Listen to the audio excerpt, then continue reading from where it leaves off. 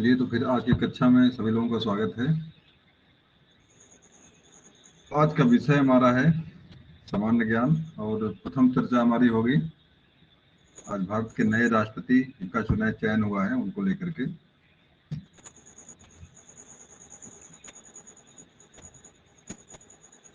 Screen ना दिखे, screen पता है? स्क्रीन नहीं दिख रही।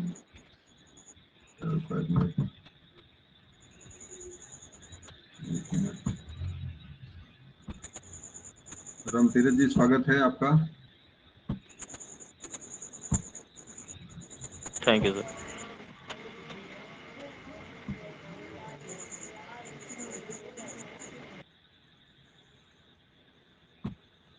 तो सबसे पहले बधाई भारत के राष्ट्रपति चुने जाने पर द्रौपदी मुर्मू को, क्योंकि आज का दिन एक इतिहास है और आपके लिए महत्वपूर्ण भी है, क्योंकि प्रथम बार एक आदिवासी महिला को भारत का राष्ट्रपति बनाया गया है। मुख्य रूप से झारखंड के, आपको स्क्रीन दिख रही है अभी कि नहीं दिख रही है? दिख रही।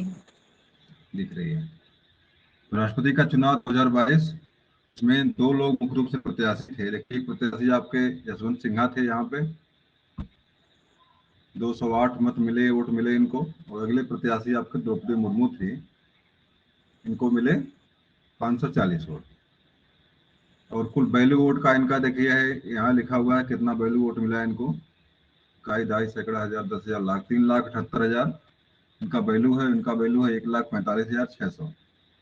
एक व्यवस्था होती है राष्ट्रीय चुनाव में, एकल संक्रमण मत पद्धति करके होता है, और उसमें वोट का वैल्यू निकाला जाता है।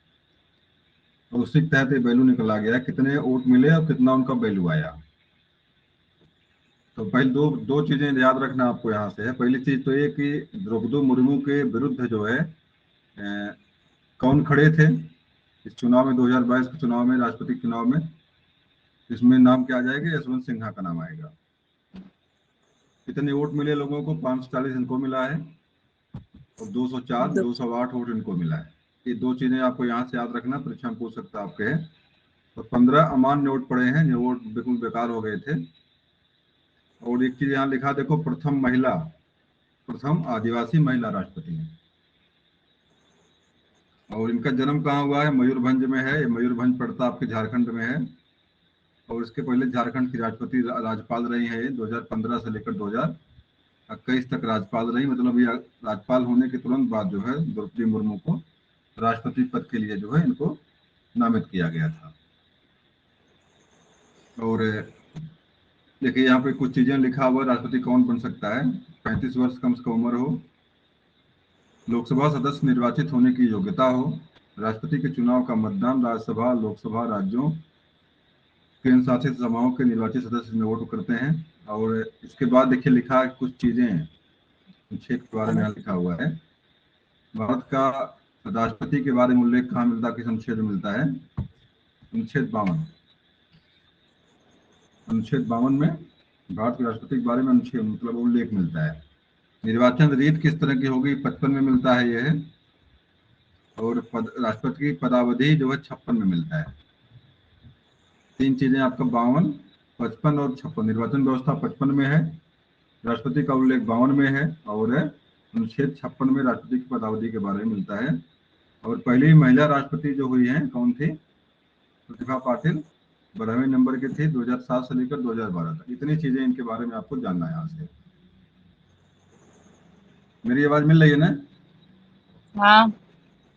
चलिए, अब हम आते हैं कल से प्रश्न हमारा जहाँ से समाप्त हुआ था वहां से आगे बढ़ते हैं। अब अरविंद का पर्यायवाची शब्द है, क्या पर्यायवाची शब्द है? अरच, निवासी, अरबी, कमल, भ्रमर। कमल। अरविंद का पर्यायवाची शब्द क्या आपका? कमल है। कमल 3 प्रकार के नाम बताएंगे, कौन कौन से कमल होते हैं? सफेद, हाँ, सफेद कमल क्या नीला, बोलते हैं? सफेद कमल को क्या बोलते हैं?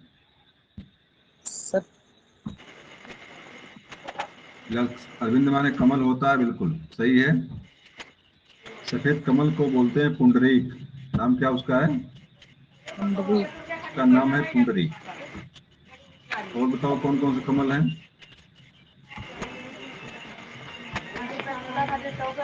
एक नीला कमल होता है, उसको क्या बोलते हैं? नील कमल। नील कमल, उसको इंदिवर कहते हैं। इंदिवर, उर्दू में इंदिवर कहते हैं, हिंदी में उसको नील कमल कहते हैं। एक आपका लाल कमल होता है, उसको बताइए क्या बोलते हैं लाल कमल को? कोकोनट। लाल कमल को कोकोनट कहते हैं। कोकोनट, और कुछ चीजें जैसे पुंडरीक एक पात्र है आपके कादम्बरी का, परीक्षा में कभी पूछा हुआ है, पुंडरीक किसका पात्र है? कादम्बरी का एक पात्र है। कादम्बरी किसने लिखा है? बाणभट्ट, कादम्बरी को बाणभट्ट ने लिखा। बहुत बढ़िया। अगला प्रश्न है, सेना का पर्यायवाची शब्द है अनेक, सैनिक, अरि, अतन।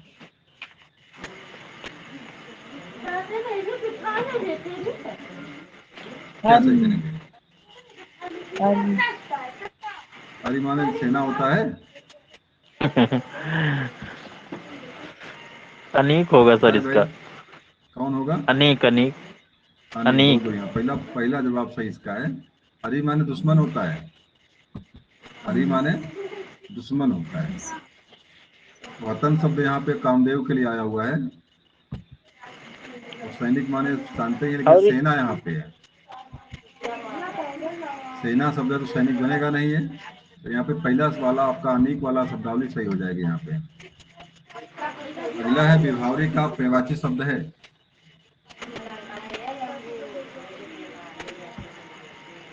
क्या होगा बताइए? विभावरी का पर्यायवाची क्या होगा?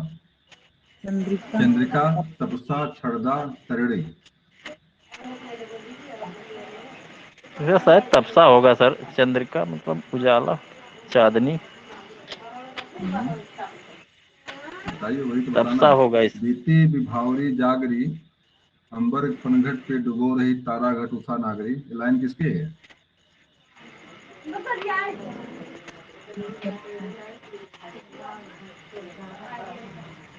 संध्या सुंदरी से शंकर प्रसाद ने लिखा है इसको, है शंकर प्रसाद ने। और इसका मतलब हाँ होता है रात्रि होता है। इसका हाँ, मतलब तो वही रात तो होता कह है। रहे हैं। तो रात वाला बताइए, इसमें कौन शब्द है? रात का मतलब क्या यहाँ पे है? तपसा सही कौन सा होगा रात? सर। नहीं, तपसा नहीं हो है। इसका छड़दा शब्द है। रात का मतलब एक शब्दावली है छड़दा। ये वाला ऑप्शन सही है। चंद्रिका होगा, तरड़ी माने नदी होता है, नदी होगा नहीं। चंद्रिका माने चांदनी चंद्रिका होती है। और तरड़ी। हाँ, चंद्रिका तरड़ी तो होगा नहीं, यही छड़दा तपसा में है, नहीं होगा। कंफ्यूज थे तो। तो छड़दा शब्द यहाँ पे है। छड़दा माने होता है रात्रि होती है। छड़दा माने रात होती है। अगला प्रश्न पे आ जाइए।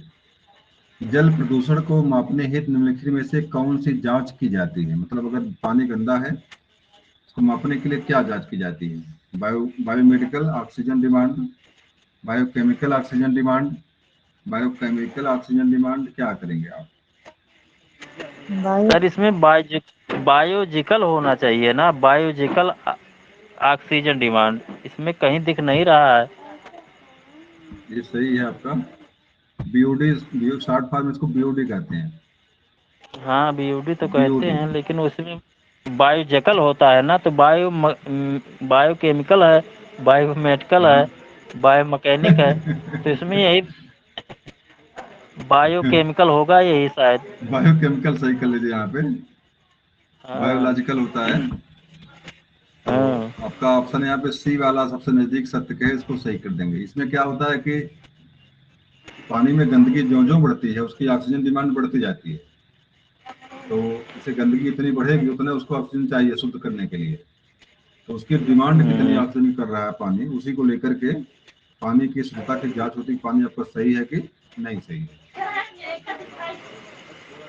अगला प्रश्न आपके स्क्रीन पे, सूर्य से आने वाले हानिकारक पराबैंगनी किरणों से होता है क्या? होता है फेफड़े का कैंसर, मुंह का कैंसर, त्वचा का कैंसर, या पेट का कैंसर। क्या करें, सही करें? त्वचा, त्वचा, क्या सही करेंगे?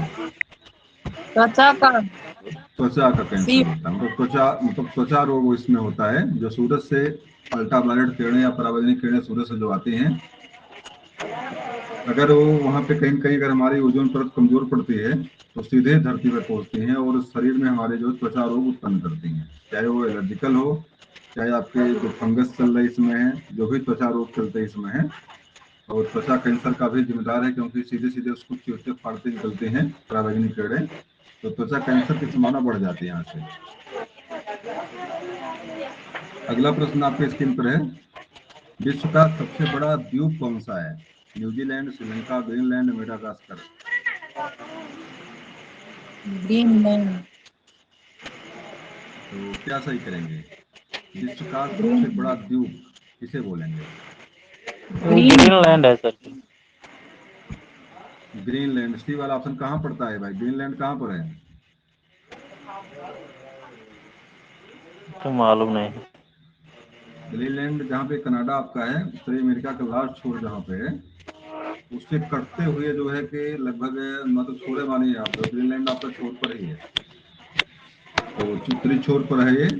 और आपके उत्तरी अमेरिका कनाडा के बिल्कुल छटा हुआ है, मतलब आप अमेरिका महाद्वीप में इसको मान सकते हैं। अटलांटिक महासागर में है ये। श्रीलंका के बारे में जी पता बताओ, सर। श्रीलंका किस महाद्वीप में है, कि श्रीलंका किस महासागर में है?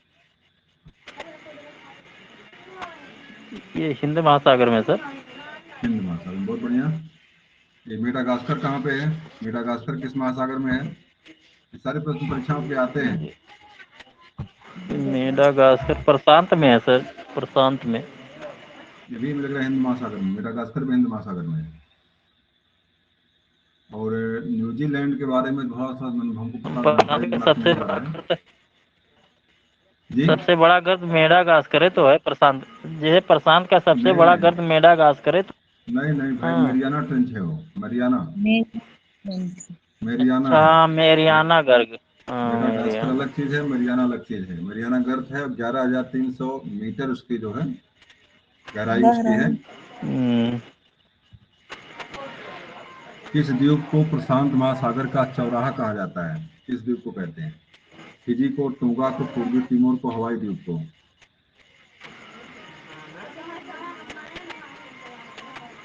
प्रशांत महासागर, इसका जवाब आपका हवाई द्वीप है। अच्छा हाँ, डी हवाई वाला जहाज ऑप्शन, चौराहा। डी वाला ऑप्शन आपका सही, यहाँ पे हवाई हम्म, द्वीप का सही है। जी जी जी सर। और डी वाला ऑप्शन आप सही करते हैं, डी वाला ऑप्शन सही हो जाएगा आपका। अगले क्वेश्चन पे आ जाइए। भौगोलिक अध्ययन में शैल शब्द से क्या तात्पर्य है? जो शैल शब्द आप प्रयोग करते हैं, तो शैलों के बारे में अब पुनः हम पढ़ाएंगे आपको। 3 प्रकार के शैल जो आपके होते हैं, अवसादी, आग्नेय और परतदार। 3 प्रकार के शैल जो होते हैं, शैल में क्या क्या चीज होता है इसके बारे में, कि इसका तात्पर्य किससे है?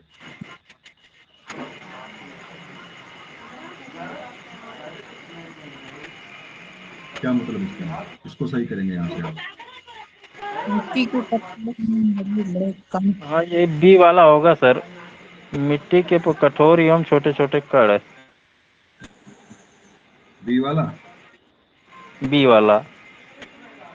बड़े कण नहीं इसमें आएंगे? क्या मिट्टी शैल में के बड़े कण नहीं कठोर होते हैं? कण। हाँ नहीं तो सेल सेल में तो आते ही हैं सर, बड़े छोटे दोनों आते हैं। इसका देखिए है अंतिम आपका डी वाला ऑप्शन है। क्रस्ट जो समझ आपकी धरती का पदा ऊपरी अच्छा पोर्शन हाँ जो समझ। आता है, हाँ सही कह रहे हैं, समझ पदार्थ जिसमें भूपटल पर बना है। तो पृथ्वी का ऊपरी पोर्शन जिसका जिससे निर्माण हुआ उसी को हम शैल कहते हैं। इनका निर्माण ही 3 प्रकार के शैलों जी से हुआ है, सर। तो अवसादी, परतदार और आपका जो आग्नेय। 3 शैल ही पड़ते हैं, तीनों शैलों से धरती का ऊपरी क्रस्ट का निर्माण हुआ, इसलिए इसको क्या बोलते हैं, इसका आपका डी वाला ऑप्शन यहाँ पे सही हो जाएगा। भू प्रकृति में सबसे अधिक मात्रा में पाए जाने वाला धातु कौन सी है? कौन धातु सबसे अधिक मात्रा में? सोडियम, एल्युमिनियम, लोहा, सिलिकॉन? इसीलिए। एल्युमिनियम। तो ध्यान से पढ़िए प्रश्न को ध्यान से पढ़िए। भूप्रकृति में सबसे अधिक मात्रा में पाया जाने वाला धातु कौन सी है? धातु की बात कर रहे हैं, धातु की नहीं। बात यहाँ धातु की है, तो धातु नहीं है जो, धातु इसमें कौन सी नहीं है? सोडियम। सोडियम धातु में नहीं आती है।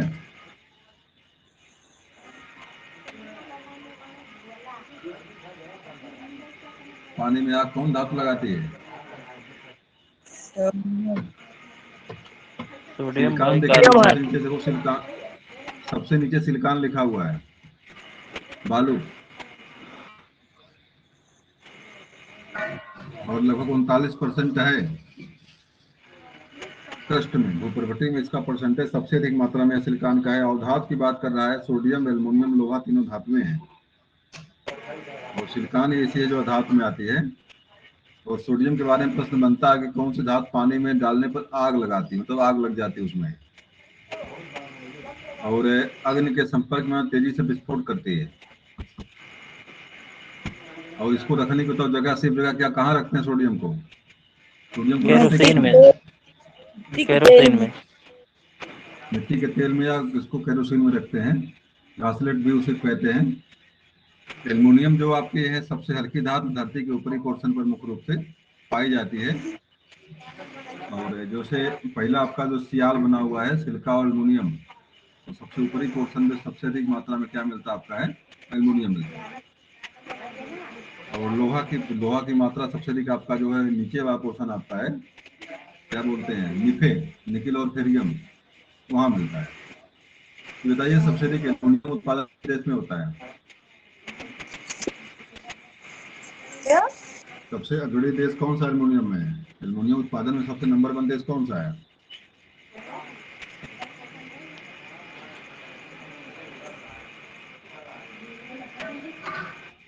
इसका जवाब रहेगा आपका ऑस्ट्रेलिया। इसका जवाब क्या रहेगा? इसका जवाब रहेगा आपका ऑस्ट्रेलिया। अभी ऑस्ट्रेलिया में एक चीज और वहां पे जानी, कंगारू, जिससे मैंने चर्चा किया था एक दिन, वहां का राष्ट्रीय पशु क्या है, कंगारू। और कंगारू। एक चीज और ऑस्ट्रेलिया से है आपका, जो परीक्षा में कई बार पूछा है और बहुत महत्वपूर्ण प्रश्न है, ग्रेट बैरियर रीफ को लेकर के, प्रवाल भित्ति, महान प्रवाल भित्ति, महान अवरोधक प्रवाल भित्ति को लेकर प्रश्न पूछता है, कहाँ पर इसकी स्थिति है, कहाँ पर मिलता है, तो बताएगा रेड प्रशांत बैरियर, महासागर। कहाँ पर है? रेड बैरियर शायद ऑस्ट्रेलिया में तो है। किस महासागर में है? महासागर बताइए, किस प्रशांत महासागर में? प्रशांत महासागर, बिल्कुल सही जवाब है। और ऑस्ट्रेलिया के पूर्वी में, ऑस्ट्रेलिया के पूरब और पूरब और उत्तर कह लीजिए, आप ऑस्ट्रेलिया के पूरब और उत्तर में है। ऑस्ट्रेलिया के पूरब और उत्तर में आपका ग्रेट बैरियर रीफ या महान अवरोधक प्रवाल भित्ति वहां पे है। ये परीक्षा में प्रश्न बहुत बार टच किया हुआ है, दिमाग को रखिएगा। विश्व की सबसे बड़ी जो है प्रवाल भित्ति जो है कौन सी है, इसका जवाब क्या रहेगा आपका, ग्रेट बैरियर रीफ। और कहाँ पर है ये? ऑस्ट्रेलिया में। ऑस्ट्रेलिया में, ऑस्ट्रेलिया के जो है, ऑस्ट्रेलिया के पूरब उत्तर में है, पूर्वोत्तर में। भूगर्भ का वह भाग कौन सा हिस्सा है जो अत्यधिक तापमान के बावजूद ठोस की अवस्था में रहता है या ठोस की तरह आचरण करता है? मेंटल, क्रोड, पटल, इसमें से कोई नहीं। रोड। क्रोड बिल्कुल सही है। देखिए देखिए, दो तरह से वर्गीकरण किया गया है धरती का जो है बनावट को लेकर के। तो धरती ऊपरी वाला भाग क्रस्ट है, पुनः मेंटल है, पुनः क्रोड है। क्रस्ट का मतलब ऊपरी पोर्शन जो है, और मेंटल का मतलब मध्य भाग, क्रोड का मतलब होता है अंतरतम भाग। तो इसका अंतरतम भाग जो होता है, क्रोड जो होता है, अत्यधिक तापमान रहने के बावजूद भी क्या होता है, ठोस की अवस्था में रहता है। बिल्कुल जवाब सही है। तो इसका क्या जवाब हो जाएगा आपका, क्रोड। और एक सेल्स ने जो किया है, सेलेस ने जो किया है, सियाल, सीमा और निफे, तो वहां पर निफे वाले, वहां निफे सही कर देंगे। और हिंदी में बात करें इसको अगर हम लोग, भूपरपट्टी, मध्य भाग और अंतरतम भाग, तो अंतरतम भाग में सबसे अधिक आपका जो है आपका निफे वाला पोर्शन, एक क्रोड वाला पोर्शन पहुंचता है। 3 तरह से इसको वर्गीकरण किया गया है। अगले में आ जाइए, निम्नलिखित में से कौन सा युग्म सही सुमेलित नहीं है? कहाँ पर कौन बात नहीं बताना आपको, इसमें कोई ये गलत है। सरदार सरोवर बात नर्मदा नदी पर, तिलैया बात कोड़ार नदी पर, गांधी सागर बात चंबल नदी पर, नागार्जुन बात कृष्णा नदी पर, क्या सही करेंगे?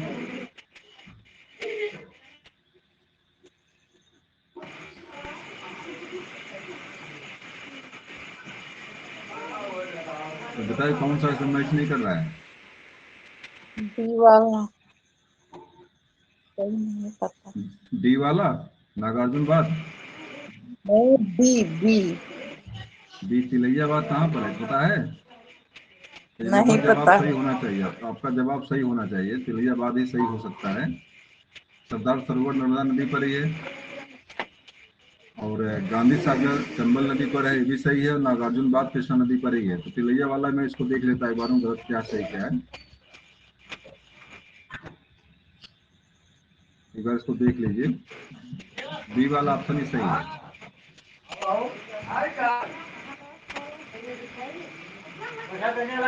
बी वाला ऑप्शन ही आपका सही यहाँ से है। चलिए अगला प्रश्न पे आ जाइए आप, जो है 63 नंबर प्रश्न आप पे आ जाइए। हीराकुंड बांध किस राज्य में स्थित है? हीराकुंड कहाँ पर स्थित है? उड़ीसा में, झारखंड में, उत्तराखंड में, पश्चिम बंगाल में, कहाँ पर है हीराकुंड बांध? सर उड़ीसा में है सर। किस नदी पर है?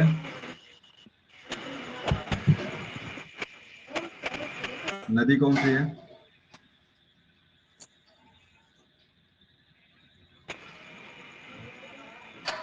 हीराकुंड बांध आपका जो है महानदी पर है, महानदी पर बना जी हुआ है। महानदी जी सर। और उड़ीसा का शोक भी महानदी को ही कहा जाता है। बताओ पश्चिम बंगाल का शोक कौन सी नदी है? पश्चिम बंगाल का हुगली नदी है, हुगली। हुगली सर, तो हुगली को पश्चिम बंगाल का कोलकाता शोक से कहते हैं। निकली है। नहीं, हुगली की जो है सहायक नदी दामोदर है, दामोदर होगा सर उसका, पश्चिम बंगाल का शोक। सही समझ रहे सही हैं। है, पश्चिम दामोदर है। पश्चिम गंगा की साइड नदी हुगली है, गंगा की वितरणिका हुगली है। नहीं, और साइड पश्चिम बंगाल और दामोदर, में। पश्चिम बंगाल शोक दामोदर हो सकता है। उड़ीसा का शोक क्या है? दामोदर उड़ीसा का भी है। नहीं, वो तो महानदी है ही है सर, लेकिन अच्छा दामोदर जो है महानदी, ये हाँ बिल्कुल पश्चिम बिल्कुल बिल्कुल। उड़ीसा का महानदी पश्चिम है, बंगाल। तो पश्चिम बंगाल का हो सकता है। कोई गलती हो नहीं सकती है हो यहाँ से सकता नहीं हमारी, है। सर, है कंफर्म है, हाँ बिल्कुल दामोदर सही ही है, है। आपने सही कहा, दामोदर ही है। और पश्चिम बिहार बंगाल की का सोन नदी दामोदर, है, उड़ीसा का महानदी है, पश्चिम बंगाल का दामोदर है, सही कहा आपने। और और ये भी है बिहार का जो सोन आपने नदी कहा है। कि ये जो हुगली नदी है ये गंगा की वितरणिका है। चलिए ठीक है, प्रश्न बिल्कुल सही, जवाब आपका बहुत बढ़िया, उसका भी करेक्शन हो गया यहाँ पे। अगला है मैटूर बांध किस नदी पर बना हुआ है? गावनी, कावेरी, हेमवती, पालार। कावेरी। मैटूर बांध कहाँ पर बना हुआ है?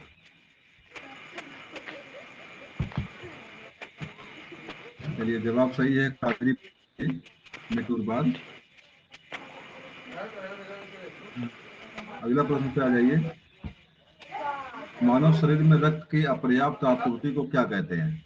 मतलब रक्त सप्लाई सही से नहीं हो रही, क्या कहते हैं उसको? इस्कीमिया, हीमोस्टेसिस, डायलिसिस, हेमरेज, क्या बोलेंगे उसको?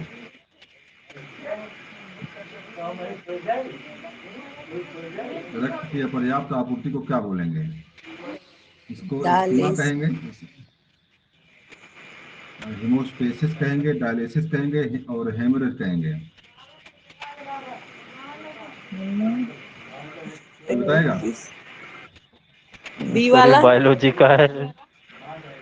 इसका बी देखिए ब्रेन वाला हेमरेज होता है, देखिए सुनिए मेरी बात, यहाँ ब्रेन हेमरेज होता है। है। दिमाग में जब खून की कमी हो जाती है मस्तिष्क में या नसों में, तो वहाँ पे ब्रेन हेमरेज होता है। दिमाग में जो है सप्लाई वहाँ से बंद हो जाती है, और उसके बाद जो नसें डिस्टर्ब हो जाती है, या उसे अधिकता कारण ये होता है नॉर्मली जो है, यहाँ पर्याप्त आपूर्ति और कमी होने पर भी ये समस्या खड़ी होती है। जैसे क्या है, कभी एकाएक बैठे आप हैं, उनको बहुत देर से आग सेक रहे हैं और खून की कमी, अगर खड़ा हो गए तो आपको एकाएक झंवर आ जाती है, तो गिर पड़ते हैं, आप बेहोश हो जाते हैं। यहाँ सही जो किया है, इसको सही किया है, हेमरेज सही किया हुआ है। और इसका आपका जो एक क्या रक्त अल्पता जो होता है, ये उसी का जो है, क्या बोलते हैं उसको, उसकी अंग्रेजी क्या होती है तल्पता की? इनीमिया। इनीमिया। इसको हाँ, यहाँ पे इनीमिया। स्कीमिया कर दिया है, इसको स्कीमिया यहाँ पे कर दिया है। तो रक्त अल्पता को भी यहाँ पे हो सकता था ऑप्शन, यहाँ तो दिया नहीं है वो, इसलिए यहाँ पे नहीं हो पाया। कि हेमरेज यहाँ पे सही किया था मैंने, उसको प्रश्न में देखा तो। और डायलिसिस जो होता है, डायलिसिस में क्या होता है कि एक तरह का आपके पंप करने के लिए, जैसे मान लीजिए अगर आपका हृदय सही से काम नहीं कर रहा है तो उसको पंपिंग करने के लिए एक अलग से डायलिसिस सिस्टम आपके सेट किया जाता है, जिससे आपकी सप्लाई लगातार जो है पंपिंग होता रहे वहां से। रक्त में प्रतिस्पंदन एंटी कागुलेट कागनेंट पदार्थ कौन सा है? मतलब एंटी ऑक्सीडेंट, एंटी क्या बोलते हैं, कागुलेंट या रक्त स्पंदन में प्रतिस्पंदक पदार्थ कौन सा है? प्रतिस्पंदक, बताओ स्पंदक माने क्या होता है? जो उसके बाद बताएंगे, पहले स्पंदक बताओ, स्पंदक माने क्या होता है? समझ में आपको आएगा, नहीं तो समझ में आएगा नहीं क्या चीज है ये। वही तो क्वेश्चन में समझ में मतलब नहीं। थक्का जमाना। नहीं, समझ थक्का में आना जमाना, चाहिए, तो इसीलिए मैं बता रहा हूँ स्कंदक माने, हाँ जमने से बिल्कुल सही रोकना। जवाब आपका है। स्कंदक का मतलब होता है थक्का जमना। और यहाँ प्रति लिखा हुआ है एंटी, मतलब रक्त को थक्का नहीं जमने देता है। ये चीज समझ में आपको आ गई है कि नहीं आई अभी हेपेरिन। तक? तो हाइपरीन है इसका सर। वही चीज है, अगर हाइपरीन। समझ में आपको आ गया तो इसका जवाब दे ले जाएंगे आप, पता आपको है, लेकिन आपको पता नहीं है तो आप इसी में फंस जाएंगे। हाँ, प्रतिस्पंदक वही का तो मतलब समझ होता में। है जो जमने ना दे। तो इसका जवाब यहाँ पे क्या है? इसका जवाब यहाँ पे हिपेरिन हाइपरीन। शब्द यहाँ पे है, देखो हिपेरिन शब्द जवाब इसका। हिपेरिन जो रक्त को थक्का जमने से रोकता है। और जमाता कौन है? देखो थॉम्बिन यहाँ शब्द दिया, वो थॉम्बिन। और सी ए प्लस प्लस करके है। और भी दो एक चीजें हैं जो प्रोथॉम्बिन है, तो जो रक्त को थक्का जमाने में सहयोग करता है। अगला है आपका ब्लड ग्रुप से प्रश्न, आपके बहुत महत्वपूर्ण प्रश्न है। सार्वत्रिक दाता रक्त समूह है, मतलब सर्वदाता, या इसी को यूनिवर्सल यूनिवर्सल डोनर कहते हैं। तो कौन सा ग्रुप है जो रक्तदाता ग्रुप है, सर्वोत्तम रक्तदाता ग्रुप कौन सा है? वो ये तो दो ओ बार वो वाला है। दिया हुआ है। हाँ, जो बार वो दिया, ये भी सही है। चलिए दोनों वो सही कर दीजिए भाई, दोनों हैं। वो भी सही, दोनों सही कर दीजिए। इसमें एक ओ पॉजिटिव एक ओ नेगेटिव है। हाँ हाँ, ओ लेकिन ये लिखा नेगेटिव नहीं गया वाला है ना, सही होगा।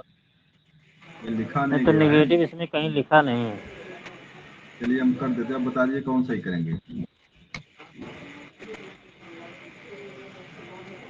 नेगेटिव। अब कौन सही करेंगे? तो ओ नेगेटिव। जैसे वो नेगेटिव होता है, जैसे ये भी नेगेटिव होता है, वो भी नेगेटिव होता है सर। हाँ, इसमें देखिए सब में पॉजिटिव निगेटिव सब में होता है, लेकिन नेगेटिव रहने के बाद वो किसी के साथ रिएक्शन नहीं करता। अगर पॉजिटिव हो जाएगा तो रिएक्शन करता है, नेगेटिव साथ रिएक्शन कर जाता है। अगर नेगेटिव है तो जी। उसमें कुछ, जिसके पास कुछ नहीं होता है वो सब कुछ दे सकता है। जिसके पास समझ, जैसे मान लीजिए आपके पास तीखा मीठा कुछ रखे अगर आप हैं, और बिना बनाए रखे हुए हैं, बिना बनाए वाला जो भी दे देंगे वो बना के लोग उसका इस्तेमाल कर लेंगे। लेकिन अगर कुछ बना के देंगे तो हो सकता है वो ना खा पाए आपका चीज। तो वही चीज है यहाँ पे, क्योंकि ओ में ऑक्सीडेंट और एंटीजन और क्या बोलते हैं उसको, दो चीजें होता है, एंटीजन और एंटीबॉडी। बताओ इसमें निगेटिव कौन है, पॉजिटिव कौन इसमें है? एंटीजन निगेटिव होता है कि एंटीबॉडी निगेटिव होता है?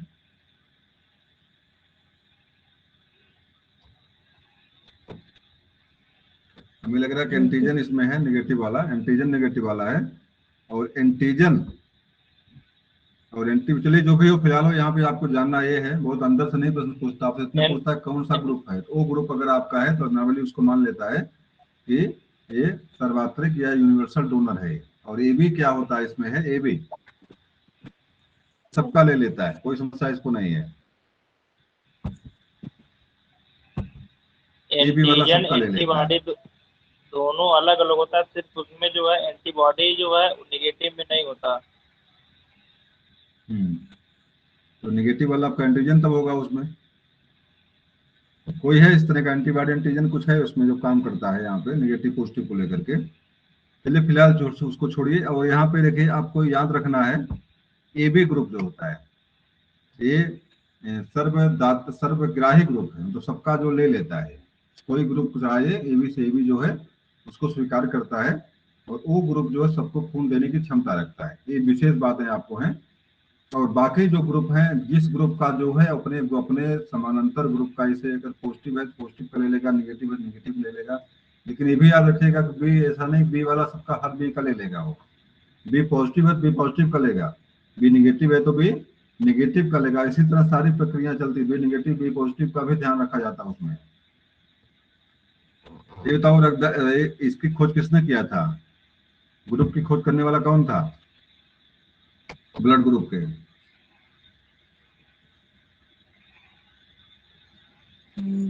चलिए विटामिन हुंक। अगले प्रश्न पे आ जाइए। अगला प्रश्न विज्ञान से ही आपके है। आरबीसी का निर्माण हमारे शरीर में कहाँ होता है? यकृत में, हृदय में, प्लीहा में, अस्थिमज्जा में? प्लीहा। अस्थिमज्जा, प्लीहा में उसको जो है आत्महत्या की थैली कहते हैं। हाँ, प्लीहा को जो है किसकी हथेली है वो? उसमें अस्थिमज्जा में जो है आरबीसी आपका जब आरबीसी का एक थैली है ये आरबीसी जब प्लीहा। मृत होता तो उसका हाँ, पाचन वहीं पर होता है, प्लीहा में पाचन में आरबीसी का बिल्कुल पाचन। सही है। तो अस्थिमज्जा यहाँ पे जवाब इसका सही हो जाएगा। आरबीसी का निर्माण आपके अस्थिमज्जा में होता है, और प्लीहा को आरबीसी के क्या नाम है, आत्महत्या की थैली कहते हैं इसको। और यकृत जो होता है सबसे बड़ी, क्या बोलते हैं, यकृत जो होता है सबसे बड़ी जो ग्रंथि है शरीर की, यकृत। परीक्षा में कई बार टच किया इसको है। सबसे बड़ी शरीर की अब ग्रंथि देखिए कौन सी जो है? है, तो आप अब हाँ बताइए। अब वहाँ पे फंसा रहा है। अब वहाँ पे हम्म, आपका दे दे रहा अंतःस्रावी ग्रंथि या बाह्यस्रावी ग्रंथि करके दे रहा है।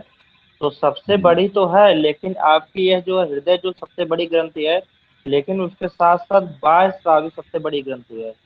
अगर अंतःस्रावी की बात करें तो आपकी जो थायराइड ग्रंथि होती है।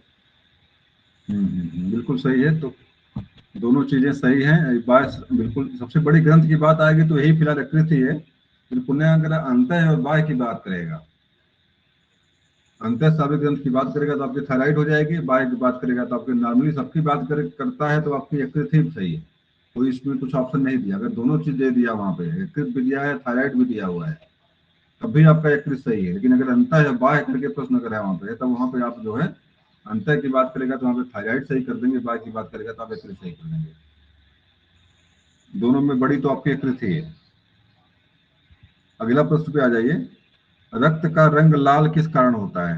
साइटोक्रोम के कारण, हीमोग्लोबिन के कारण, प्रकाश के कारण, और फाइब्रिनोजल के कारण? क्या सही करेंगे? हीमोग्लोबिन के कारण से। चलिए जवाब सही आपका है। हीमोग्लोबिन में एक शब्द है, हीमो शब्द आता है। हीमो मतलब, हीमो माने क्या होता है? हीमोग्लोबिन हीमो माने क्या होता है? आयरन लोह। हीमो, हीमो माने लोहा होता है। और लौह तत्व से ही जो है इसका रंग लाल होता है। एक चीज याद रखिएगा, तो मैं बता रहा हूँ ताकि आपको याद हो जाए, भूले ना ये। तो लोहे का अयस्क बताइए कोई हमको। आवाज नहीं आ रही है। हेलो, आवाज हमारी नहीं आ रही है? आ रही है। आ रही है। हीमो का मतलब होता है लोहा। हीमो का मतलब होता है लोहा होता है। और हीमोग्लोबिन मुख्य रूप से जानिएगा कि लौह तत्व से ही जो है हीमोग्लोबिन का निर्माण होता है। और लोहे का रंग भी लगभग लाल रंग का होता है। तो हीमोग्लोबिन जो बनता है लोहे के लौह तत्व के कारण बनता है, इसलिए इसका रंग लगभग क्या होता है, लाल रंग का हो जाता है। तो हीमो से आप लोहा याद रखेंगे, और हीमोग्लोबिन के निर्माण में मुख्य भूमिका किसकी होती है? लौह तत्व की होती है। अच्छा बताइए, शाकाहारियों के लिए सबसे बढ़िया आहार कौन सा है हीमोग्लोबिन मतलब इसके निर्माण के लिए, हीमोग्लोबिन के निर्माण के लिए? आयरन। पालक सर, पालक पालक। और कोई? मेथी। मेथी है। मेथी। सबसे बढ़िया जो लौह तत्व 13% मिलते हैं, लोमेथी मिलते हैं। पालक का नंबर है परीक्षा में नॉर्मली वही देता है कि मतलब लौह तत्व के आपूर्ति के लिए, खून के आपूर्ति के लिए क्या खाया जाए, तो उसमें पालक के बाकी चीज के नाम मुख्य रूप से अगर क्लासिफाई करेगा तो वह मेथी को आप सही करेंगे। अगला चीज यहाँ से प्रश्न जो बनता है हीमोग्लोबिन को लेकर के, इसे आप जब रक्त की जांच होती, कहते हैं लोग रक्त की कमी आपके अंदर है, तो रक्त के अंदर क्या कमी, किसकी चीज कमी आपके अंदर होती है? क्यों कहते हैं लोग रक्त का खून आपका कम हो जाता है 7 लीटर से? तो ये रक्त का आयरन प्रमुख हीमोग्लोबिन शरीर कम में हो। रहता है, है कि ये हीमोग्लोबिन ही कम होता है, मतलब रक्त में आपके जो लोहे की कमी हो जाती है, और लोहे की आपूर्ति करने के लिए आप जो तरह तरह की चीजों का इस्तेमाल करते हैं। ठीक है, अगले प्रश्न पे आ जाइए। मानव में गुणसूत्र संख्या 21 की निगुण त्रिगुण सूत्रता उत्तरदायी है? कौन सा, क्या समस्या खड़ा करती है? क्लाइनफेल्टर सिंड्रोम के लिए, टर्नर सिंड्रोम के लिए, हीमोफीलिया के लिए, डाउन सिंड्रोम के लिए, क्या सही करेंगे? Down down syndrome. Syndrome. Turner जवाब इसका डाउन देख सकते हैं, सिंड्रोम। टर्नर, जवाब देख ही लीजिए इसका। टर्नर टर्नर टर्नर सिंड्रोम शायद है, देखिए जवाब इसका क्या है। टर्नर सिंड्रोम है, जिसमें शायद कान पे बाल उगते हैं इसके लिए, अब उसमें शायद कान पे बाल निकलते हैं। टर्नल सिंड्रोम में क्या होता है, कुछ लोगों के कान में देखते होंगे बड़े बड़े बाल दिखाई पड़ते हैं आपको, शायद कान के बाल वाली समस्या ये है, जहाँ पे इसको टर्नल सिंड्रोम, इसके मतलब गुणसूत्र नॉर्मली कई जोड़े होते हैं, इसमें त्रिगुणता वाली कुछ बात आ जाती है, तो उसमें कान में बड़े बड़े बाल दिखाई पड़ते हैं। और देखिए अगला चीज जो परीक्षा में महत्वपूर्ण आपके लिए है, परीक्षा में पूछता हीमोफीलिया का नाम यहाँ पे आया हुआ है, ये बड़ा इंपॉर्टेंट परीक्षा के लिए आपके, बताइए इसमें क्या होता है, हीमोफीलिया में क्या होता है? खून का थक्का नहीं चलता। तो ये रोग मुख्य रूप से कहाँ पर है, किस राजवंश में मिलता है? इंग्लैंड में।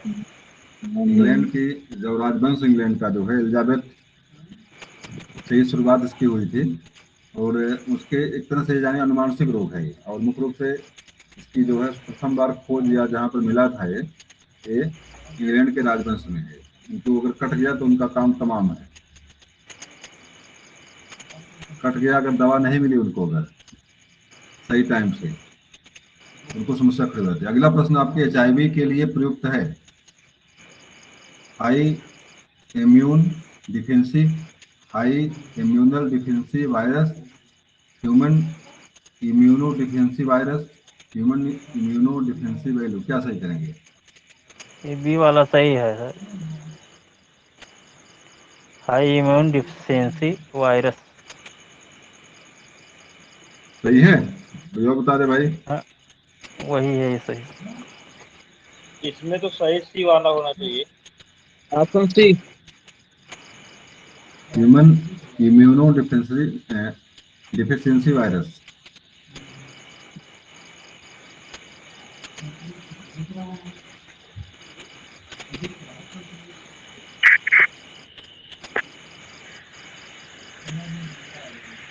सही है, आपका ऑप्शन सी ही सही यहाँ पे है।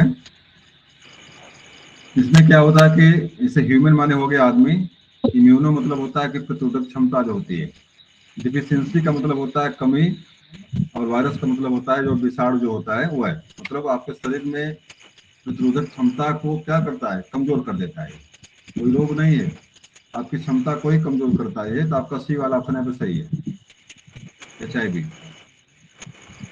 सर और वायरस इम्यूनो है तो नहीं मतलब होता है। ह्यूमन शब्द नहीं वहाँ पे, इम्यूनो डिफिशियंसी सिंड्रोम है, अच्छा सही कह रहे हैं सर। हाँ यहाँ पर ह्यूमन शब्द नहीं होता है, ह्यूमन माने आदमी के अंदर हाँ, हो गया है, अलग से जोड़ा उसने है, बाकी सारी चीजें वही है। चलिए ठीक है।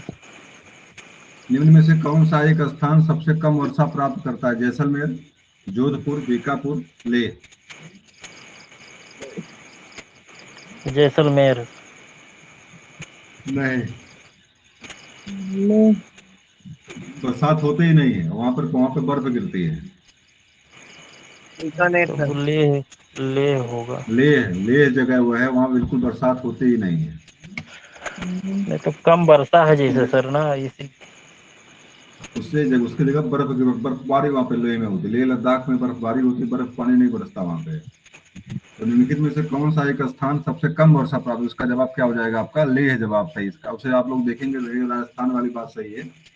राजस्थान में तो कुछ नहीं होता है, लेकिन यहाँ पर बरसात होती ही नहीं लेह में, मात्र बर्फबारी होती है। तो बर्फबारी बरसात में अंतर है, इसलिए आपका ऑप्शन यहाँ पर डी सही है यहाँ पे।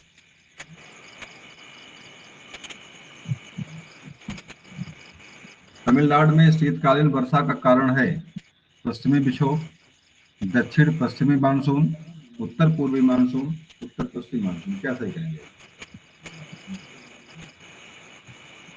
ठंडी में बरसात तमिलनाडु में होती है, उसके पीछे कौन सा कारण दक्षिण है? कौन सा मानसून? दक्षिण पश्चिम मानसून हो। दक्षिण और पश्चिम तमिलनाडु है कहाँ पे? चलिए दोनों तरह दक्षिण का में आ है। सकता है वहां पे। तमिलनाडु का अधिकतम पोर्शन आपके जो है पूरब में है, पूरब में है तो बिल्कुल नीचे ही वो कोने बिल्कुल है।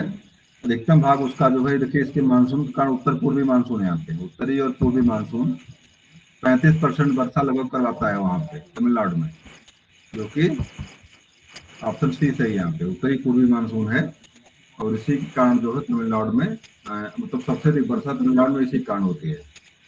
उत्तरी पूर्वी मानसून से होती है, उत्तर और पूर्वी मानसून से मतलब बंगाल की खाड़ी से जो बरसात होती है यहाँ पे, मतलब उसके पूर्व में बंगाल खाड़ी है ना, बंगाल खाड़ी से और बरसात यहाँ। हाँ उत्तर प्रदेश बताइए। में शीतकालीन वर्षा कहाँ से होती है, कैसे? यूपी में भी वर्षा अधिकतर आपकी बंगाल खाड़ी और बंगाल खाड़ी से ही होती है, नहीं, जो लेकिन शीतकालीन वर्षा होती है उत्तर प्रदेश में, उसके जिम्मेदार कौन है? शीतकालीन वर्षा का कारण तो यही है आपका, पूर्वी और पूर्वी कारण ही है, उत्तर पूर्वी ही कारण है। और वर्तमान वर्षा जो अरब सागर से, जो वर्तमान वर्षा इसमें जो हो रही है, ये अरब सागर से होती है। नहीं, उसका तो जो मिलता है बरसात, पश्चिमी विक्षोभ। इसका तो मिलता है पश्चिमी विक्षोभ। वही तो पश्चिमी बता रहा हूँ। पश्चिमी मतलब है कि अरब सागर आपका, पश्चिमी मतलब अरब सागर आपका, और पूर्वी का मतलब आपका जो बंगाल की खाड़ी आपका है। ये विक्षोभ दो के देखिए, भारत के जो है, जो आपका प्रायद्वीपीय भारत जो है, इसमें पूरब और पश्चिम, पूरब में कौन सा सागर है? बंगाल की खाड़ी है। और पश्चिम में आपका अरब सागर है। तो अरब इस वर्तमान बरसात जो आपकी हो रही है, अरब सागर से बड़े पानी आ रहा है। और इसके बाद जो पूर्वी वाला आता है, ये बंगाल खाड़ी से आता है। भाई इसकी कंडीशन तो यही है।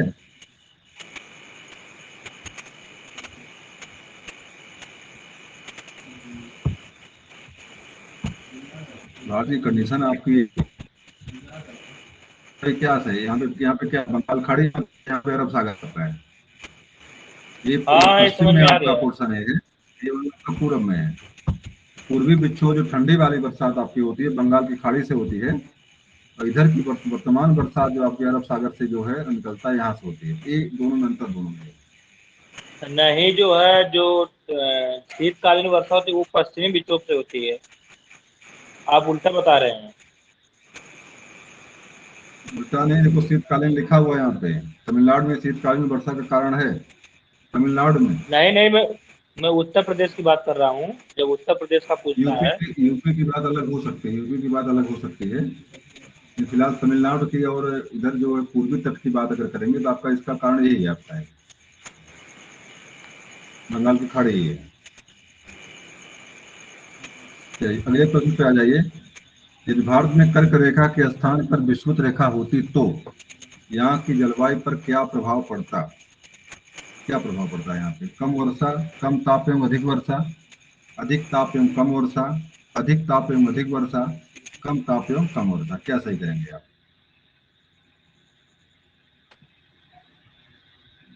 अगर जहाँ पे कर्क रेखा, वहां पे अगर विषुवत रेखा जाए तो क्या होगा? कोई बताए भाई। अधिक ताप अधिक वर्षा। अधिक ताप अधिक वर्षा। सी। सी। ये आपका मान लीजिए आपका ग्लोब है ये, तो भारत किस रेखा पर है? कर्क रेखा आपकी ये है, विषुवत आपकी ये है। भारत किस रेखा पर है? और मकर आपकी ये है। कर्क तो रेखा। भारत कहाँ बताओ? कर्क रेखा पे। कर्क रेखा में किधर है? उत्तर है, पूर्व पूर्व है, पश्चिम है? किधर है, किधर है? यहाँ पे है कि यहाँ पर? उत्तरी पूर्वी। उत्तरी पूर्वी, मतलब भारत की स्थिति आपकी यहाँ पर, लगभग यहाँ पर है। भारत आपका कर्क रेखा, अगर मान लीजिए इस समय भारत उठ करके यहाँ से यहाँ आ जाए, आप जानते हैं कि विषुवत रेखा जो आपकी है, सबसे अधिक तापमान विषुवत रेखा पर सूरज जो होता है 6 महीने रहता है। विषुवत रेखा पर सूरज जो है 6 महीने जो है यहाँ पे रहता है, लगभग कब 6 महीने सूरज रहता है। तो सबसे अधिक तापमान रहता है, तो अधिक तापमान अधिक वर्षा, दोनों चीजें हैं, अधिक तापमान होगा अधिक वर्षा होगी। अब जानते हैं कि विषुवत रेखा पर संवहनी वर्षा होती है दोपहर के बाद, लगभग 2:30 बजे के बाद रोज बरसात वहां पे होती है। आंधी तूफान झंझावात रोज वहां पे आते हैं। विषुवत रेखा पर तो क्या होगा, अधिक तापमान होगा और क्या होगा, अधिक वर्षा। ऑप्शन सी आपको बिल्कुल सही यहाँ पे है, ये वाला ऑप्शन बिल्कुल सही आता है। अगला प्रश्न है, वर्धमान महावीर का जन्म स्थान कौन सा है? कुंडलग्राम, राजगृह, काशी, कुशीनगर।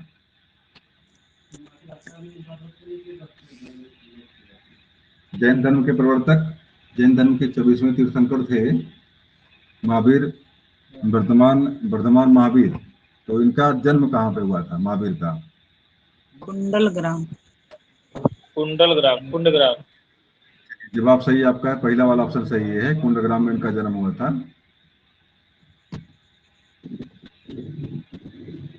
अगले प्रश्न पे आ जाइए। हीनयान तथा महायान दो भाग हैं, किसके दो भाग हैं? जैन धर्म के, बौद्ध धर्म के, हिंदू धर्म के, सिख धर्म के। हीनयान महायान किसके हैं? तो बौद्ध धर्म के हैं। चलिए बहुत बढ़िया, बौद्ध धर्म के हैं। हीनयान जो होता है ज्यों का त्यों, जो लिखा है, जो लिखा हुआ है त्रिपिटक में, उसको ज्यों का त्यों स्वीकार करता है। और महायान कुछ मॉडिफाई करना चाहता है, परिवर्तन करना चाहता है उसमें। और जैन धर्म के दो संप्रदाय जैन धर्म के भी हैं, श्वेतांबर और दिगंबर। एक श्वेत वस्त्र पहनते हैं, एक बिना वस्त्र के रहते हैं। दिगंबर माने दिगम अंबरम यशेष है, तो श्वेतम अंबरम यशेष है। एक श्वेत वस्त्र वाले होते हैं, इसको श्वेतांबर बोलते हैं। एक दिगंबर माने दिशाएं जिनकी वस्त्र हैं।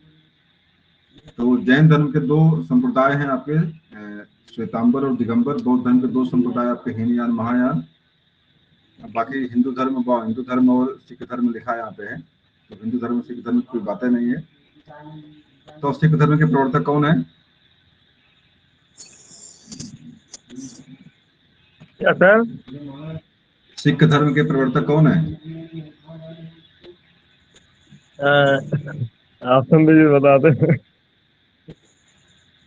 ऑप्शन देना नहीं चाहिए इसमें। ऑप्शन सिख धर्म के लिए नहीं होना चाहिए। गुरु नानक देव। गुरु नानक। जी, जन्म गुरु कहाँ पे नानक। इनका हुआ था?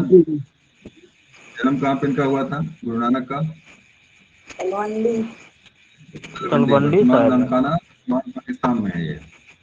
डेट बताइए कि डेट में जन्म हुआ था इनका। 1469। बाबर के समकालीन थे। बाबर ने एक बार पकड़ लिया था इनको, कहाँ से इतनी सेना, इतना जो है ये सैनिकों को लेकर कहाँ घूम रहे। क्या था कि इनकी व्यवस्था थी कि अपने अनुयायियों को साथ ले घुमा करते थे लोग। तो बाबर के सीमा में एंट्री करते हैं, बाबर कहता लगता है कोई खतरनाक आदमी कोई है, उसको पकड़वा लीजिए। बाद में मालूम पड़ा इनको नहीं, घूमने टहलने वाले छोड़ दिया बाद में उसने इनको। तो बाबर के समकालीन थे ये। अगला प्रश्न है, यूनेस्को का मुख्यालय कहाँ पर है? वाशिंगटन डीसी, रोम, वियना, पेरिस। क्या सही करेंगे?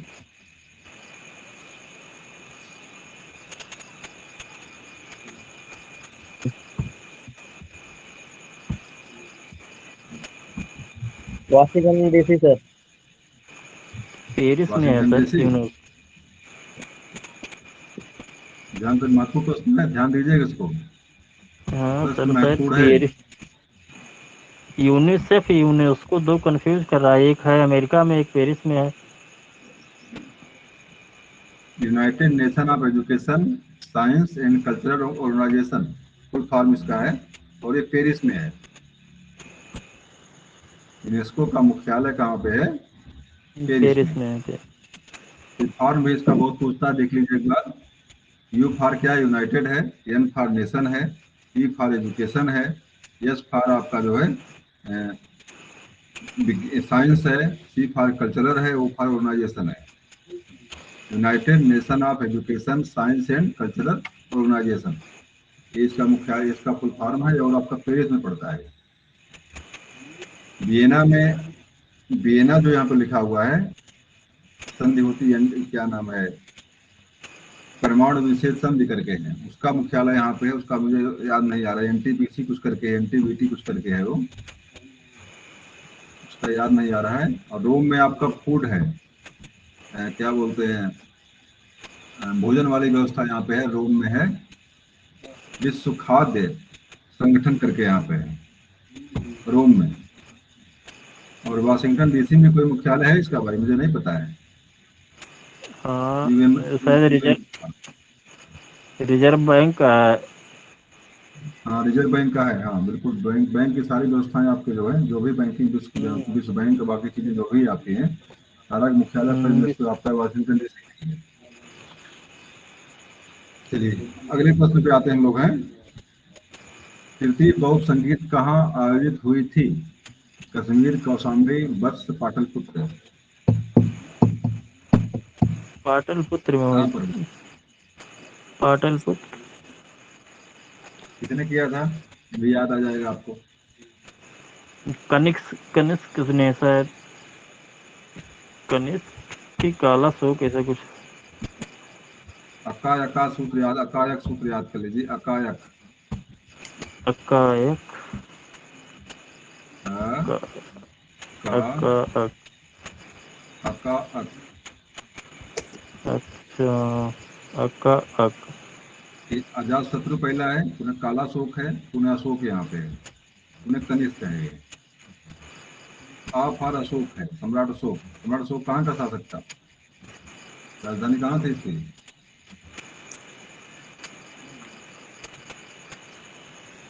पटना राजधानी थी भाई। मौर्य वंश की राजधानी पटना थी, तो इसका जो संगीत कहाँ पे हुई थी? पाटलिपुत्र में हुई थी। तो जिसकी राजधानी जहाँ थी वहीं पर, और कनिष्क के समय अंतिम जो हुई थी का वाली आपके कुंडलबन कश्मीर में हुई थी। और अजात शत्रु की जो है शायद वैशाली में हुई थी, मतलब गौतम बुद्ध के जो मरे थे तुरंत हुई थी संगीत, पहली वाली हुई थी। उसी के 100 साल बाद काला शोक ने करवाया था, उसका डेट में नहीं याद है, राजगीर में करवाया था, कहाँ करवाया था वो नहीं पता मैं। अगले प्रश्न पे आ जाइए। ब्रिक्स में कौन कौन से देश शामिल हैं? ब्रिक्स में कौन कौन से शामिल हैं?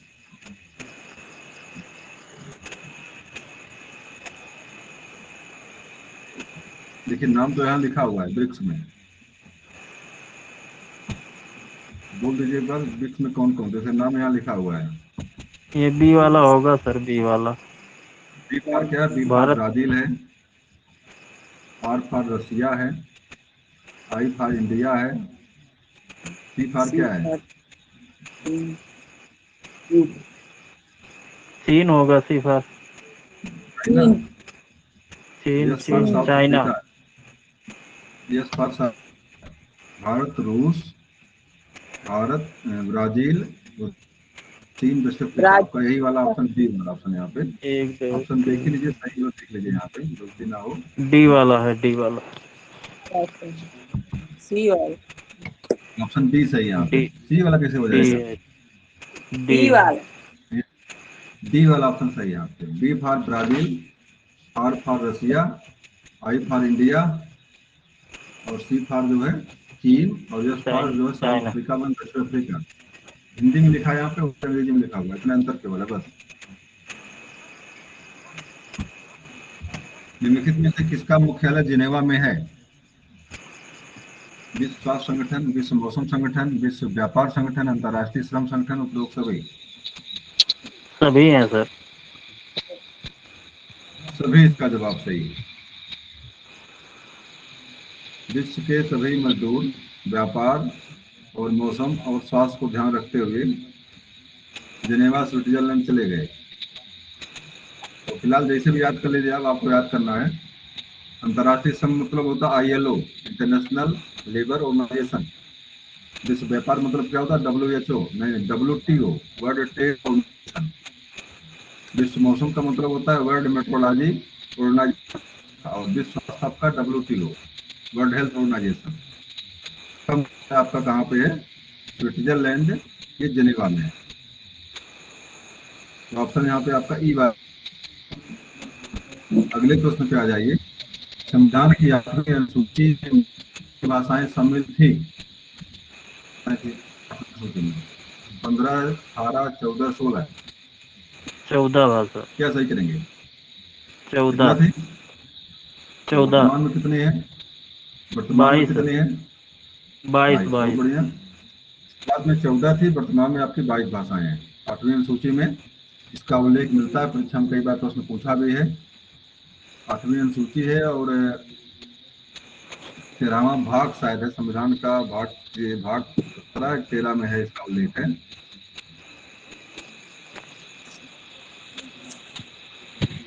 चलिए अगला प्रश्न पे आ जाइए।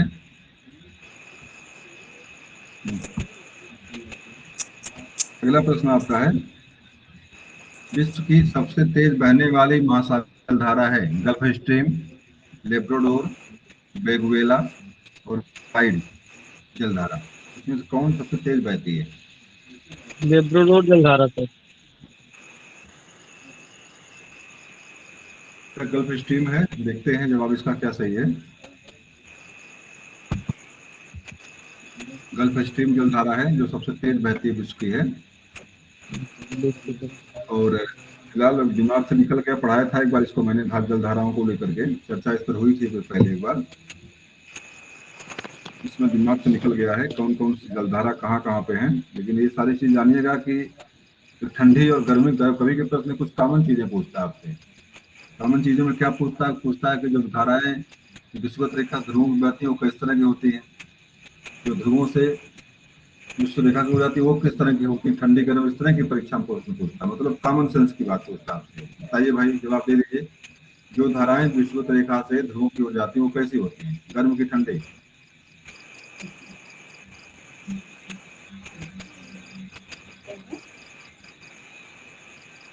कोई जलधारा है जिसका बहाव जो विषुवत रेखा से ध्रुवों की तरफ है, वो किस तरह की जलधारा होगी? गर्म जलधारा होगी, ठंडी जलधारा होगी? तो गर्म हो गए सर। गर्म होगी। इसी तरह से उल्टा प्रश्न एक आता है, जो जलधाराएं ध्रुवों से विषुवत रेखा की तरफ है, वो कैसी होंगी? तो कुछ कॉमन सेंस की बात करके पूछता, बिल्कुल कुछ नहीं जानना है, आप जाना था कुछ पता है इसके बारे में है कि नहीं है? क्योंकि बीच में जो है सूरज 6 महीना तक लगातार तपता है, पानी वहाँ गर्म होता है, और गर्म पानी कहाँ भागता है? ठंडे की तरफ भागता है। तो ठंडे की तरफ जाएगा, ठंडा पानी गर्म की तरफ भागा हुआ आएगा। इसलिए लगातार समुद्र जो अपने आप को संवहन के द्वारा जो है अपने आप को मेंटेन रखता है तापमान को। और दोनों धाराएं इकट्ठा होती हैं तो सबसे समृद्ध क्षेत्र समुद्र का होता है। और वहां पर सबसे अधिक जो है कि एक वहां पे घास उगती है समुद्र में, जिसको हम प्लैंकटन कहते हैं, प्लैंकटन। और ये जो है, जो जहाँ पे ठंडी जलधारा और गर्म जलधारा जहाँ पे इकट्ठा मिलती है उसको जो है सबसे समृद्ध, वहाँ पे घास परिश्रम कई बार प्रश्न टच किया यहाँ से, प्लैंकटन होता है। और प्लैंकटन में जो जीव रहते हैं उसको प्लैंकटन जू कहते हैं। और बड़ी मछलियां पकड़ने का, जो मछलियों को पकड़ने का जो केंद्र होता है, मुख्य रूप से ये जो सबसे बड़ा मछली पकड़ने का केंद्र होता है चाइना के क्षेत्र में, जापान के क्षेत्र में, अमेरिका के क्षेत्र में। ये प्रश्न आता है ग्रैंड क्या नाम, अमेरिका का मछली पकड़ने का केंद्र बढ़िया है, ग्रैंड टैंक करके, हाँ ग्रैंड टैंक नाम उसका है। परीक्षा में प्रश्न कई बार पूछता कि ये ग्रैंड टैंक मछली पकड़ने का केंद्र किस देश में है? तो अमेरिका महाद्वीप में, अमेरिका में है। लेकिन सबसे बड़ी मछली मछली का जो शिकार करता है, जो देश करता है, वो चाइना आपका है। और बड़ी मछली पकड़ने में नंबर 1 जो है महारत हासिल आपके जापान को है, क्योंकि जापान बिल्कुल प्रशांत महासागर में ही बिल्कुल बहे वहीं पे। तो इस तरह से कुछ प्रश्न आपकी परीक्षा में आते हैं यहाँ से। आ जाइए 83 नंबर पे आ जाइए। निम्नलिखित में से कौन सी महासागरीय जलधारा यूरोप को गर्म कंबल के नाम से जानी? वेगुएला, कनारी, गल्फ स्ट्रीम, नॉर्वे। यूरोप का कंबल कहते हैं इसको, है कौन सी धारा है?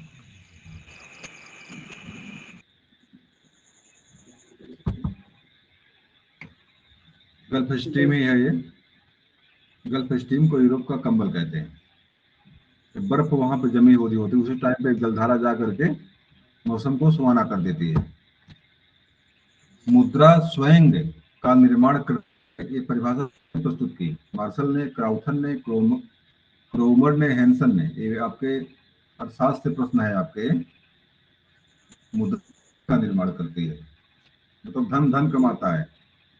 सही बात भी है, पैसा होता है, पैसा अपने आप भाग आपके पास आता है। तो क्रोमर है ये। हार्ड करेंसी से क्या तात्पर्य है? वह मुद्रा जिसकी आपूर्ति मांग की अपेक्षा कम हो, वह मुद्रा जिसकी आपूर्ति मांग की अपेक्षा अधिक हो, वह मुद्रा जिसकी आपूर्ति एवं मांग दोनों स्थिर हो। उपयुक्त में से कोई नहीं। क्या सही करेंगे? हार्ड करेंसी माने क्या होता है?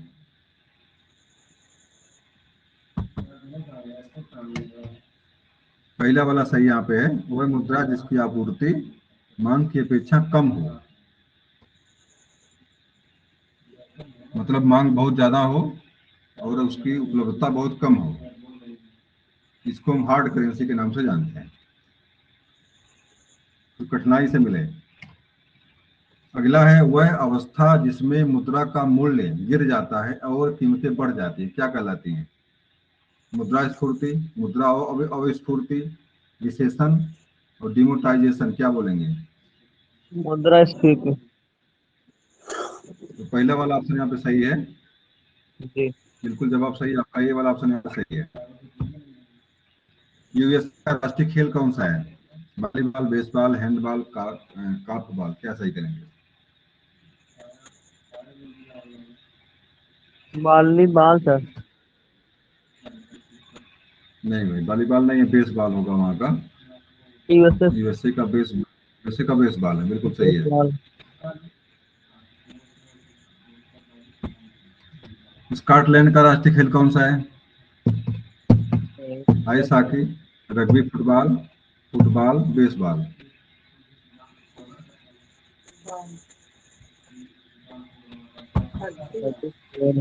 रग्बी फुटबॉल यहाँ का है, रग्बी फुटबॉल। बी वाला ऑप्शन भी सही है। भारतीय समाज का पुनरुत्थान शिक्षा के विकास से संभव है। यहाँ पे एक शब्दावली पुनरुत्थान सही करना आपको। इसमें कौन सा शब्द जो ये लिखा, पुनरुत्थान जो लिखा हुआ है, इसमें से कुछ गलती इसमें है। 4 ऑप्शन में सही किया गया, इसको सही करना। कौन सा सही करेंगे आप? कौन एबीसीडी में क्या सही करेंगे? कौन सही इसमें? जी सर। बी वाला। जी।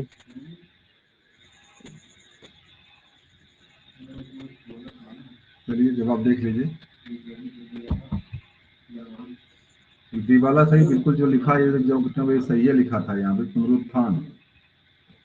यहाँ पर भी वही शब्दावली बिल्कुल जो दिया हुआ है। नहीं सर, सही शब्द यहाँ तो पे दिख रहा है, नहीं दिखेगा सही। जबकि यहाँ पर इसको गायब करना चाहिए था, इसको पुनरुत्थान को, और तभी आके यहाँ खोजना पड़ता आपको। चलिए ठीक है, पहला वाला बी वाला ऑप्शन सही है। चंद्रमा पर मानव भेजने वाला विश्व का प्रथम देश कौन सा है? बांग्लादेश, ब्राजील, रूस, संयुक्त राज्य अमेरिका।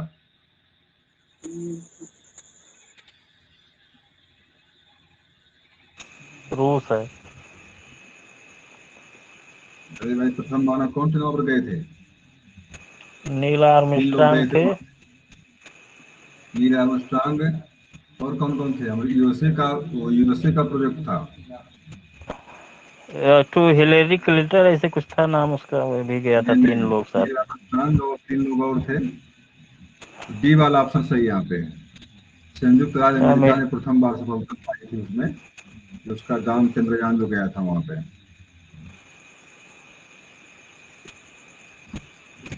विश्व में चांदी का सबसे बड़ा उत्पादक है मैक्सिको, भारत, कनाडा, कोई नहीं। Canada sir. कनाडा जो यूरेनियम का नंबर 1 है, कनाडा यूरेनियम में नंबर 1 है, ये यूरेनियम तो सब उत्पादन में। मैक्सिको होगा, मैक्सिको है सर तो। मैक्सिको किस महाद्वीप में है? यहाँ कनाडा लिखा हुआ भाई। कनाडा लिखा हुआ है। चांदी का सबसे बड़ा उत्पादक विश्व में मैक्सिको, मैं भी जानता हूँ।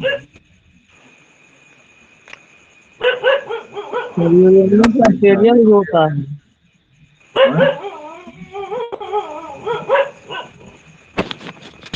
अभी हमको तो एक शादी वाला मैं जिसको जानता हूँ मैं, अब मुझे लग रहा है गलती यहाँ पे है, सही करने में देखना पड़ेगा इसको। मुझे लग रहा है मैं किसको सही होना चाहिए यहाँ पे, गलती मिस हुआ यहाँ से। वैसे मैं किसको शादी में नंबर 1 में जानता हूँ अब तक, और कनाडा का यूरेनियम में नंबर 1 है। एक यहाँ पे सिटी है जिसको यूरेनियम सिटी के नाम से जानते हैं कनाडा में। चलिए कुछ नाम नहीं याद आ रहा है, इसको देखिएगा आप लोग, उसको सर्च मारिएगा, इसका स्क्रीनशॉट भेजिएगा ग्रुप पे कि सही क्या है इसमें शादी वाले में, तो मैं किसको सही होना चाहिए। विश्व में स्वच्छ जल की मछली का सबसे बड़ा उत्पादक देश है इंडोनेशिया, बांग्लादेश, भारत, चीन।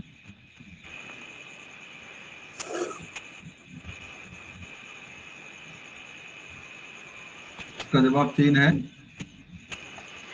अगले प्रश्न पे आ जाइए। विश्व का बृहत्तम मत्स्य आहरण क्षेत्र है, महत्वपूर्ण प्रश्न है, परीक्षा में कई बार आया हुआ है। आहरण का मतलब होता है पकड़ने वाला क्षेत्र। तो क्या सही करेंगे, अभी मैंने बताया आपको था, इस पर चर्चा मैंने भी किया था। अरेबियन सागर। अभी मैंने ग्रैंड बताया था बैंक इसके सर, पहले, अभी मैंने ग्रैंड बताया बैंक। था कि कहाँ पर सबसे अधिक मछली पकड़ी जाती है। इसका जवाब था पहला वाला ग्रैंड बैंक, मैंने नाम दिया था, अमेरिका में है ये। और सबसे अधिक मात्रा मछली पकड़ने का जो है वहाँ पे काम होता है।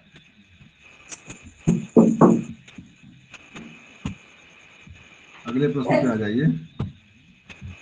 विश्व साक्षरता दिवस किस दिन मनाया जाता है? 8 अगस्त, 8 सितंबर, 9 दिसंबर, कोई नहीं। क्या सही करेंगे? 8 सितंबर सर। 8 सितंबर, चलिए बिल्कुल जवाब सही है आपका है, बी वाला ऑप्शन सही है, 8 सितंबर। बस प्रश्न खत्म हो गए हैं। तो कल हमारी चर्चा होगी भारत के अभ्यारण्यों पर, और जो भारत के राष्ट्रीय उद्यान उन पर चर्चा हम कल करेंगे। विश्व रेड क्रॉस दिवस कब मनाया जाता है? महत्वपूर्ण प्रश्न है, ये आना चाहिए। सर विश्व रेड रेड क्रॉस दिवस क्रॉस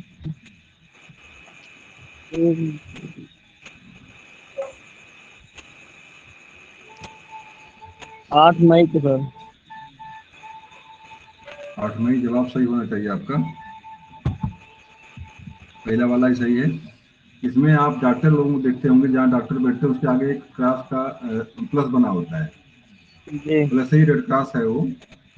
और इस तरह से एक संस्था है ये, और उसी ने हेनरी ट्यूबनेट नाम शायद उसका था, उसी ने स्थापना किया था रेड क्रॉस की।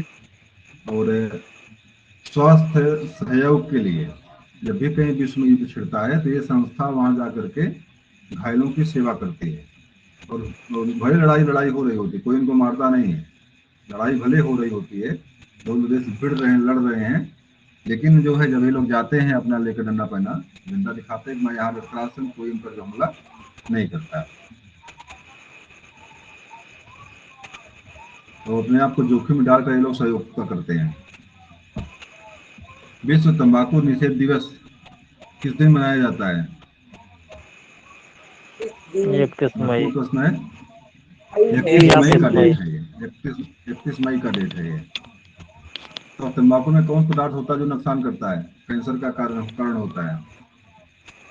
निकोटिन। निकोटीन मिलता है, बिल्कुल सही है। और तंबाकू में मैंने भी चर्चा किया था, तंबाकू में प्रथम बार वायरस की खोज की गई थी, नाम बता दीजिए किसने खोज किया था?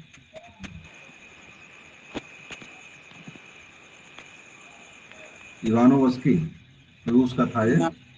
और प्रथम बार टीएमवी, टोबैक मोजेक वायरस, एक रोग होता है इसमें पत्ते उसके सिकुड़ जाते हैं तंबाकू के हैं, और उसी में उसने जो है तंबाकू में वायरस की खोज उसने किया था। इसको हम टीएमवी के नाम से जानते हैं, टोबैक मोजेक वायरस।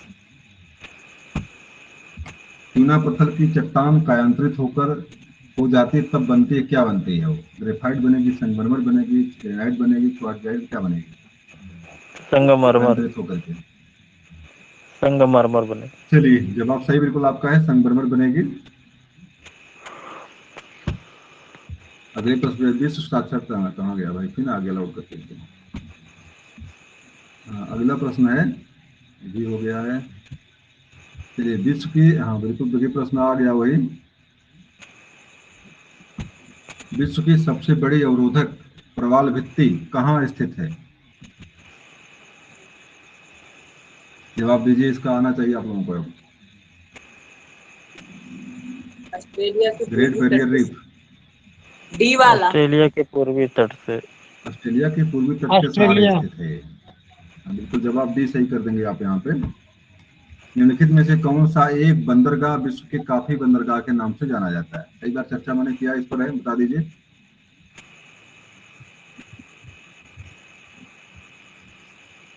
ब्राजील में है।